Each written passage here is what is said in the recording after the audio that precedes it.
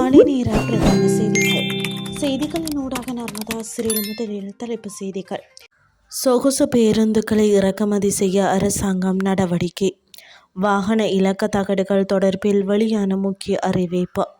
போர் நிறுத்த உடன்படிக்கையை மீறியது America, Iran விடுத்துள்ள பகிரங்க எச்சரிக்கை. இனி விரிவான செய்திகள். நாட்டின் அதிவேக நெடுஞ்சாலைகள் மற்றும் நெடுந்தூர பொது போக்குவரத்து சேவைகள் மேம்படுத்தும் நோக்கில் 200 சொகுசு பேருந்துகளை இறக்குமதி செய்ய அரசாங்கம் நடவடிக்கை எடுத்துள்ளது. இலங்கை போக்குவரத்து சபையின் தற்காலிக தலைமை நிர்வாக அதிகாரி CBA-MAN தம்மிகாரத்ன இதனை தெரிவித்துள்ளார். இதற்கான கொள்முதல் செயல்முறை ஏற்கனவே ஆரம்பிக்கப்பட்டுள்ளதாகவும் அவர் குறிப்பிட்டுள்ளார்.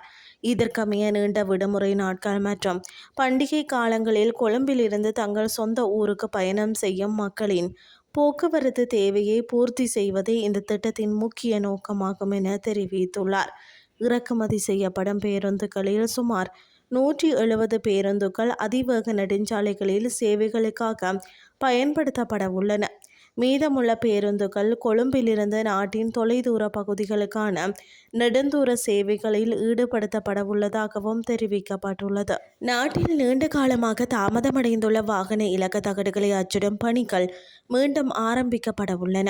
குறித்த விடயத்தை போக்குவரத்து பிரதி அமைச்சர் பிரசன்ன குணசேன தெரிவித்துள்ளார்.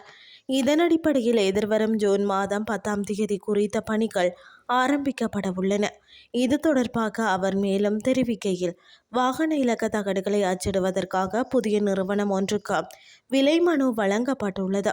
இதற்கான உத்தியோகபூர்வ ஒப்பந்தம் கடந்த மார்ச் மாதம் 10ஆம் தேதி அந்த நிறுவனத்துடன் கையெழுத்திடப்பட்டுள்ளது. ஒப்பந்தத்தின் நிபந்தனைகளின்படி ஒப்பந்தம் கையெழுத்திடப்பட்ட நாளிலிருந்து 3 மாத காலத்திற்குள் அச்சிடப்படும் பணிகள் ஆரம்பிக்க வேண்டும். இதன் அடிப்படையில் ஜூன் மாதம் 10ஆம் தேதிக்குள் வாகன இலக்க தகடுகளை அச்சிடும் பணிகள் அந்த நிறுவனத்தினால் மீள ஆரம்பிக்க முடியும் என அவர் தெரிவித்துள்ளார். இனி வெளிநாட்டு செய்திகள்.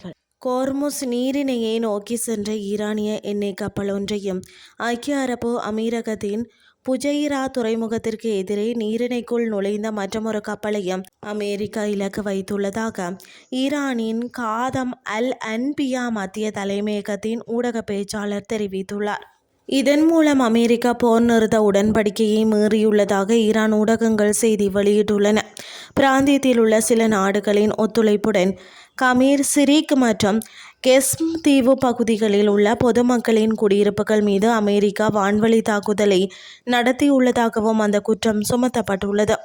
இதற்கு பதிலடியாக கோர்முஸ் நீரிணைக்கு கிழக்கேயும் சாபகார் துறைமுகத்திற்கு தெற்கேயும் இருந்த அமெரிக்க இராணுவ கப்பல்கள் மீது ஈரானிய இராணுவமும் உடனடி தாக்குதலை நடத்தியதுடன் அவற்றிற்கு பெரும் சேதத்தை ஏற்படுத்தியுள்ளதாகவும் ஊடக பேச்சாளர் தெரிவித்துள்ளார்.